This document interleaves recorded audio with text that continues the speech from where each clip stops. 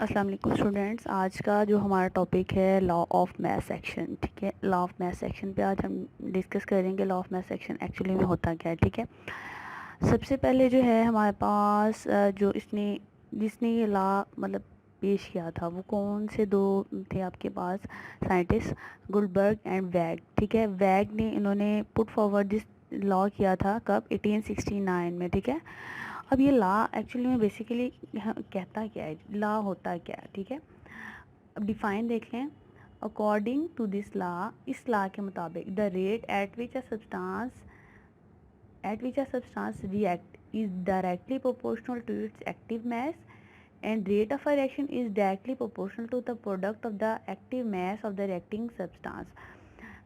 For example समझ लें, यहाँ पे हम लिख देते हैं, एक मैं लिख देती हूँ यहाँ पे समझाने के लिए आप लोगों को, a प्लस बी, ठीक है, फिर c प्लस डी। देखें, सबसे पहले at which a substance react is directly proportional, at which a substance directly proportional to its active mass, कि ऐसे सब्सटेंस जो डायरेक्टली प्रोपोर्शनल है एक्टिव मास के। मैं सपोज कर लेते हैं, हाइपोथेटिकल चीज़ है। ठीक है, हम ये नहीं कह सकते कि वाकई में इस तरह होता है। देखिए यहाँ पे हमारे पास हम ले लेते हैं, समझ लें मैंने वन मैस ले लिया और इधर भी इसका वन मैस। ठीक है, अब ये हमारे पास रिएक्टिंग सब्सटेंस हैं टू इट्स एक्टिव मैस, उसके एक्टिव मैस भी हैं। जब इसके अंदर रेट ऑफ रिएक्शन का मतलब होता है स्पीड कितनी हो रही है, and rate of a reaction is directly proportional to the product of the active mass of the reacting substance. ठीक है, रिएक्टिंग सब्सटेंस के अंदर डायरेक्टली प्रोपोर्शनल होंगे प्रोडक्ट के। अभी हम आगे डिटेल से कर लेते हैं इसको थोड़ा सा। ठीक है, अच्छा, एक्टिव मैस आप इस तरह भी समझ लें कि जिस तरह जी हम बाज़ार गए, वहाँ से हमने 5 kg जो चिकन ली। ठीक है, 5 kg ले ली, उसमें से हमने 3 kg जो थी वो कुक कर ली, और 2 kg जो थी तो हमने स्टोर करके रख दी। ठीक है, अब इसके अंदर एक्टिव मैस आपके पास क्या हो जाएगा, 3 kg। सही है, तो हम इधर ये भी कह सकते हैं at which substance react is directly proportional to its active mass, and the rate of a reaction is directly proportional to the product of the active mass of the reacting substance। ये product है of the reacting mass of the active substance. ठीक है, सबसे पहले बच्चों active mass is considered as, active mass को हम किससे कंसीडर करते हैं, मोलर कंसंट्रेशन से, मोलर कंसंट्रेशन। ठीक है, इसको हम इससे, और जब हम इसको लिखने लगते हैं तो हम स्क्वायर ब्रैकेट का यूज़ करते हैं। ठीक है, इसका यूनिट क्या होता है आपके पास, मोल डेसीमीटर क्यूब, मोल डेसीमीटर क्यूब, ये इसका यूनिट है। अब देखिए आपके पास इक्वेशन है a प्लस बी,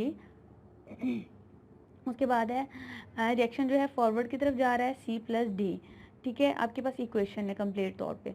अब दोबारा से रिवर्स की तरफ आएगा तो क्या होगा, ये रिवर्स है और ये फॉरवर्ड है, रिएक्शन आगे की तरफ जा रहा है, अब फिर रिएक्शन पीछे की तरफ आ रहा है। जब बच्चों हम इसको लिखते हैं, सपोज कर लेते हैं। ठीक है, सपोज हमने इसको लिख लिया, मोलर कंसंट्रेशन ऑफ ए, हम इसको बोलते हैं मोलर कंसंट्रेशन ऑफ ए, फिर हम इसको बोलते हैं molar concentration of B, molar concentration of C and molar concentration of D.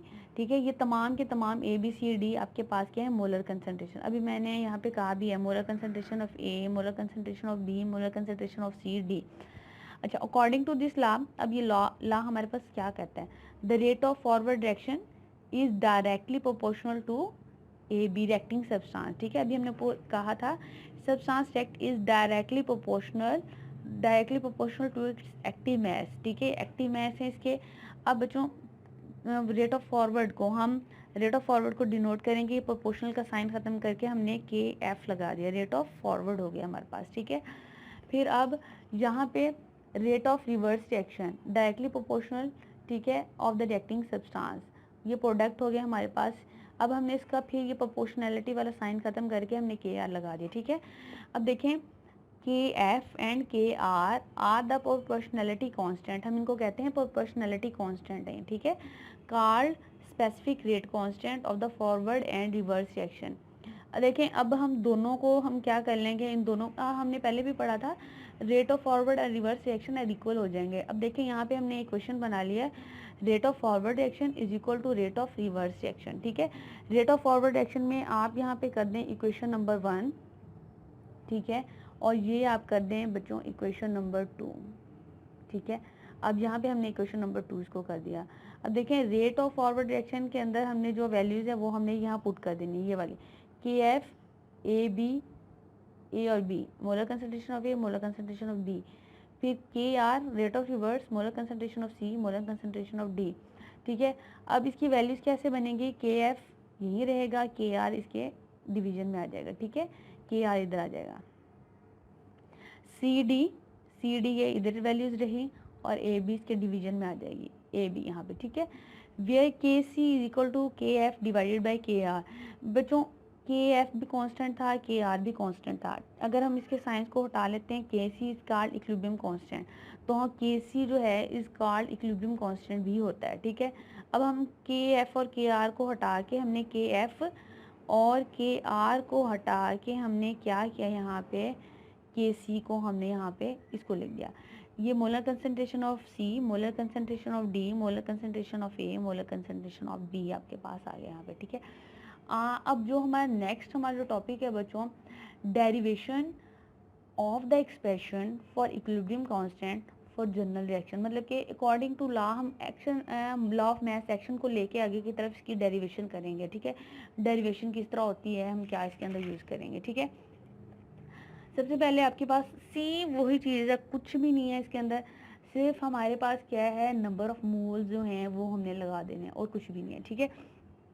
देखें, derivation for the expression for equilibrium constant for general reaction, ठीक है।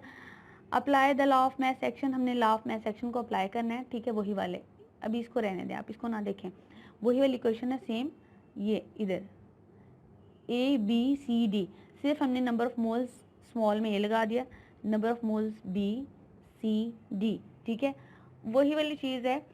The rate of forward reaction according to the law of mass action, ठीक है। A B मैंने अभी बताया number of moles हो गया, ठीक है, A and B number of moles.